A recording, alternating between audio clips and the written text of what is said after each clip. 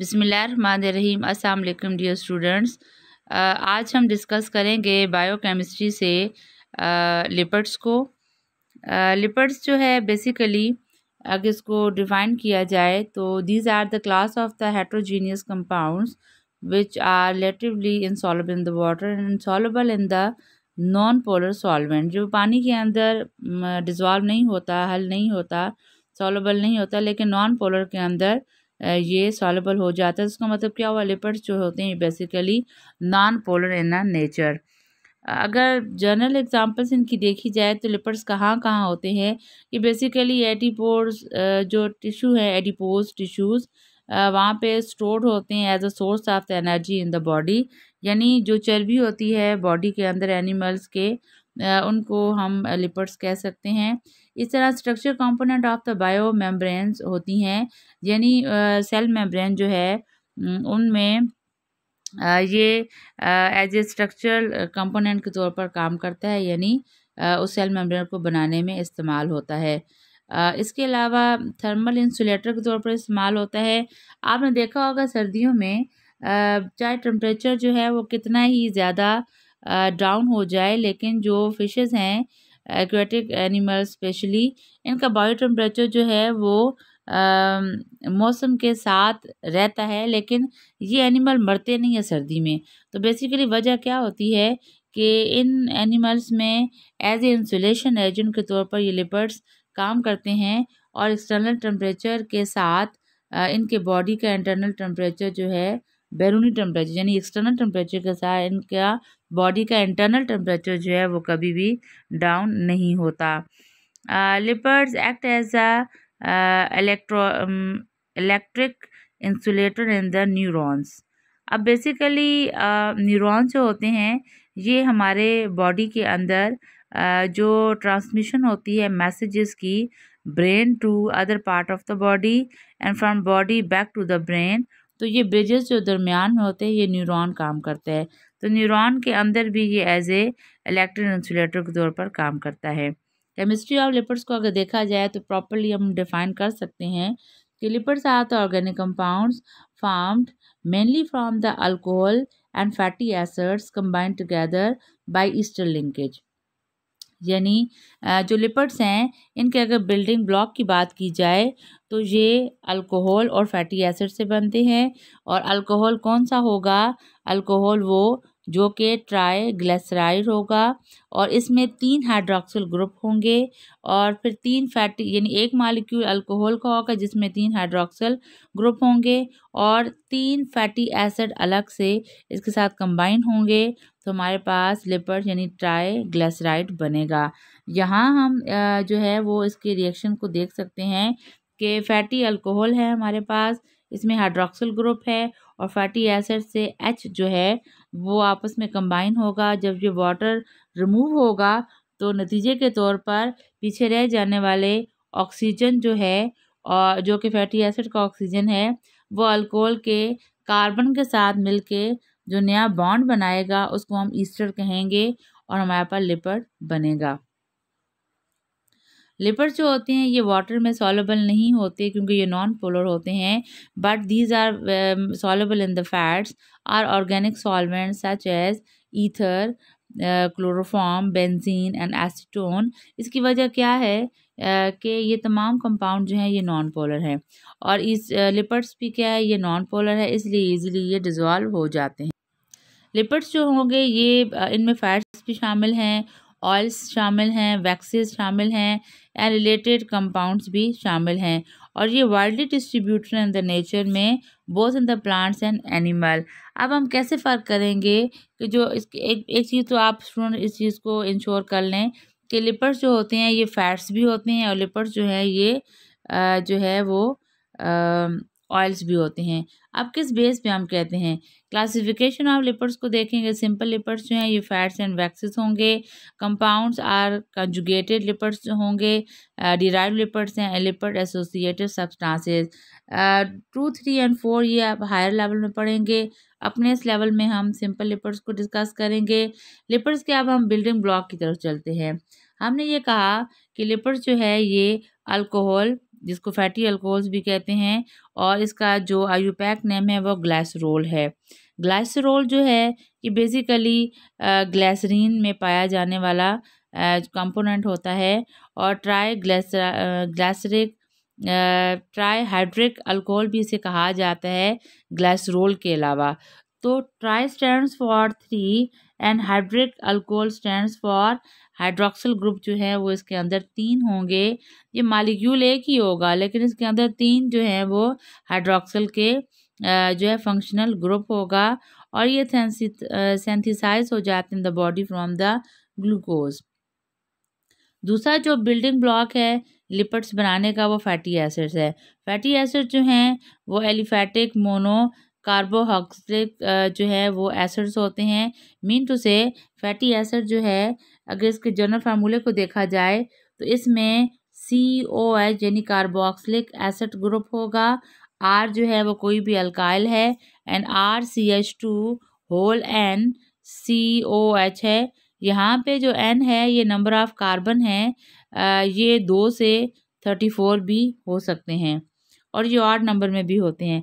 Fatty acid saturated होते हैं। यहाँ पर आप देख सकते हैं कि लॉन्ग चेन आपके पास कार्बन है, और यहाँ कहीं भी कार्बन कार्बन के दरमियान डबल बॉन्ड आपको नज़र नहीं आ रहा। ठीक है, एक एंड को ओमेगा एंड जिस साइड पे हाइड्रोजन है, और अल्फा एंड किसको कहा जाएगा जिस पे हाइड्रोक्सिल ग्रुप जो है वो पाया जाएगा। अकॉर्डिंग टू द प्रेजेंस और absence of the double bonds, fatty acids are classified into the saturated fatty acids and unsaturated fatty acids. Saturated fatty acids क्या होते हैं? इन फैटी एसिड्स में कोई डबल बॉन्ड नहीं होता, और 2 से लेके 24 तक कार्बन इसके अंदर पाए जाते हैं, यानी चेन के अंदर 2 to 24 कार्बन एटम्स पाए जाएंगे, और ये सॉलिड होते हैं एट रूम टेम्परेचर, ये जो फैटी एसिड होंगे जब, और ये शॉर्ट चेन जो होते हैं वो सॉलिड फॉर्म में नहीं होते। इसके अलावा उनमें ऑड नंबर भी हो सकता है, यानी कार्बन जो हैं वो इवन नंबर में भी हो सकते हैं उस चेन के अंदर, और ऑड नंबर में भी हो सकते हैं। They have the following the molecular formula CnH2n+1 and COH।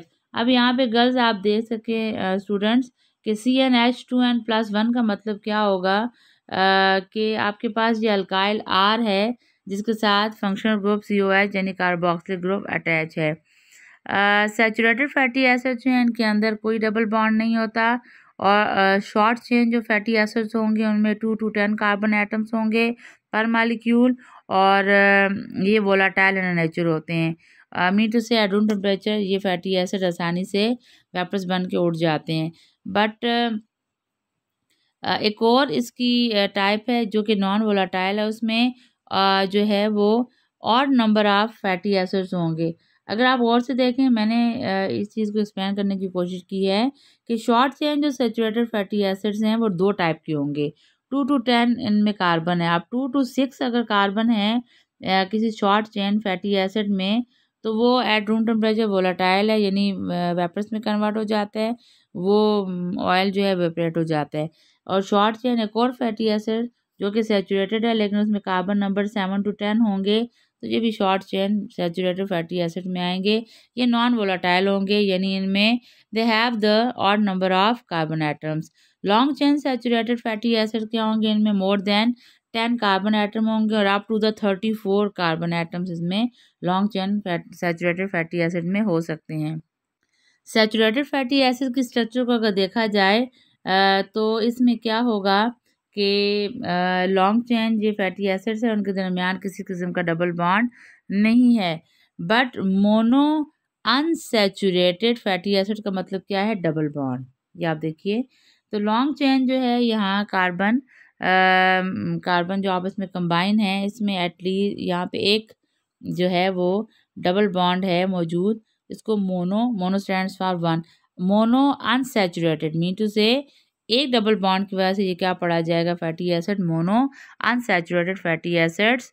और पॉली अनसैचुरेटेड फैटी एसिड का मतलब क्या होगा, जब मोर देन 1 जो है 2 जो है वो more than 2 or more than 2 double bond जब कार्बन कार्बन के दरमियान फैटी एसिड में अपीयर हो जाएं तो वो पॉली अनसैचुरेटेड फैटी एसिड्स कहलाएंगे। सिंपल लिपिड्स क्या होते हैं? ये न्यूट्रल फैट्स एंड ऑयल्स होते हैं। और एक बात याद रखिए कि लिपिड्स जो है इसका जो केमिकल नेम है वो ट्राई ग्लिसराइड्स है। मीन टू से इसमें 3 जो हैं वो ग्लिसराइड के जो है वो कंपाउंड काम कर रहे हैं। डेफिनेशन को हम जनरली कह सकते हैं कि they are called the neutral because they are uncharged due to the absence of the ionizable group in it। यानी चूंकि इनके अंदर आयोनाइजेशन की प्रॉपर्टी कम हो जाती है तो ये आसानी से आयोनाइज नहीं होती। इनकी नेचर जो है वो नॉन पोलर होती है। पोलर होती तो शायद फिर थोड़े आयोनाइज हो जाते। न्यूट्रल जो है ये इसी में इसको फैट्स को भी न्यूट्रल कहा जाएगा। ये जो एबंडेंट हमारे पास लिपिड्स हैं नेचर में वो फैट्स होती हैं जो कि एनिमल के अंदर पाया जाता है। इसके अलावा 98% जो है लिपिड्स वो एडिपोज में यानी बॉडी में फैट्स टिश्यूज़ के अंदर पाया जाता है। एडिपोज टिश्यू जो है वो फैट्स को स्टोर करने वाले टिश्यू को बॉडी के अंदर कहा जाता है। 30% जो है वो प्लाज्मा में ये लिपिड्स होते हैं। ये एनिमल की बात हो रही है। और लिवर के ऊपर बात हम कहते हैं कि लिवर जो है वो फैटी हो गया है तो वहाँ पे भी लिवर के साथ ये लिपिड्स पाए जाते हैं। Less than 10% of the erythrocytes lipids यानी हमारे पास जो ब्लड सेल्स हैं उसके अंदर भी ये पाए जाते हैं। यहाँ अब हम केमिकल कंपोजिशन देखते हैं बनता कैसे है। ट्राइग्लिसराइड्स किसे कहते हैं? लिपिड्स का दूसरा नाम है। ट्राइग्लिसराइड फैट्स को भी कहा जाएगा, ट्राइग्लिसराइड ऑयल्स को भी कहा जाएगा और ये बेसिकली लिपिड्स का केमिकल नेम है। यहाँ हम देख सकते हैं कि ग्लिसरॉल यानी इस्तेमाल किया गया एक मालिक्यूल जिसमें 3 हाइड्रोक्सिल ग्रुप आपको एक मालिक्यूल के अंदर नज़र आ रहे हैं, जबकि इसके साथ कंबाइन होंगे 3 fatty acid. FA stands for fatty acid. तो फैटी एसिड जब इसके साथ कंबाइन हो जाएगा तो ये जो फैटी एसिड है यहाँ से हाइड्रोजन रिमूव होगा और अल्कोहलिक ग्रुप जो हाइड्रोक्सिल ग्रुप है वो ग्लिसरॉल से जो है रिमूव होगा।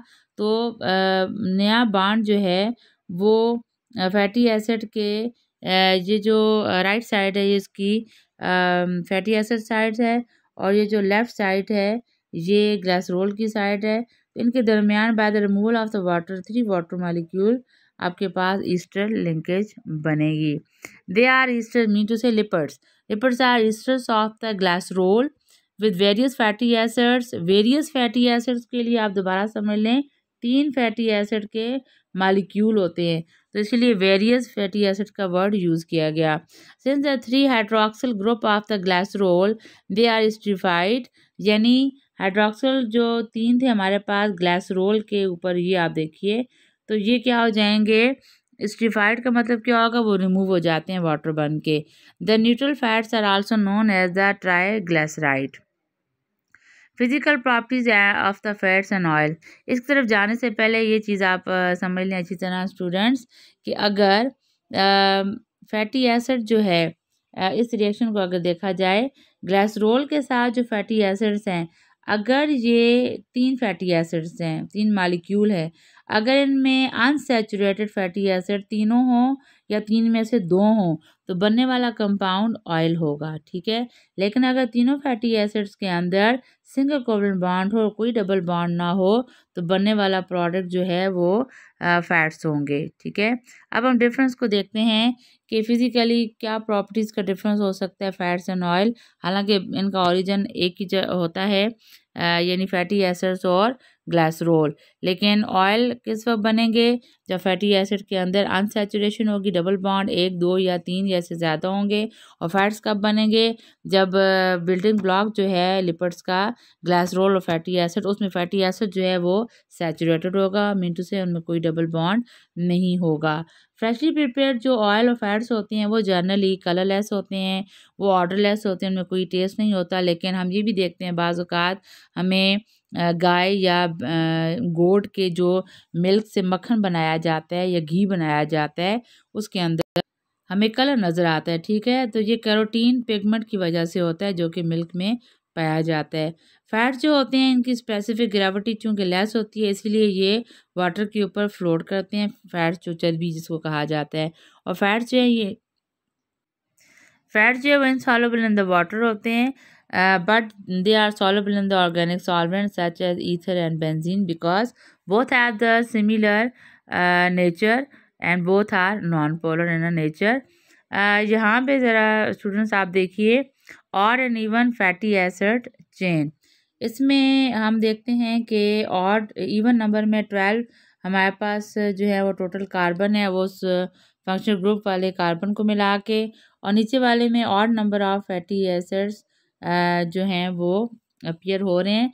तो इनके ऑड एंड इवन नंबर से अभी जो मैंने एक्सप्लेन किया था कि अगर even number of fatty acid के अंदर इवन नंबर ऑफ कार्बन होगा तो वो जो उनका उनसे बनने वाला जो ऑयल है वो क्या होगा, वोलेटाइल होगा, रूम टेम्परेचर पे जो है वो आसानी से वेपर्स में कन्वर्ट हो जाएगा। लेकिन ऑड नंबर जो है जैसे 13 कार्बन है इस फैटी एसिड में, तो इससे बनने वाला जो आपके पास ऑयल है वो नॉन वोलेटाइल होगा। ये नंबर आमतौर पर जो है कार्बन चेन वो 1 to 10 फॉलो किया जाता है, लेकिन 13 भी बाज़ का नेचर में देखे गए हैं कि उनके जो ऑब्टेन होने वाले जो ऑयल्स हैं, अगर ये जो है वो फैटी एसिड अनसैचुरेटेड हों तो फिर वो नॉन वोलेटाइल भी हो सकते हैं और वोलेटाइल भी हो सकते हैं। It's end of the lecture. Next lecture में इंशाल्लाह हम जो है नेक्स्ट टॉपिक के साथ दोबारा हाज़िर होंगे। टिल देन अल्लाह हाफ़िज़।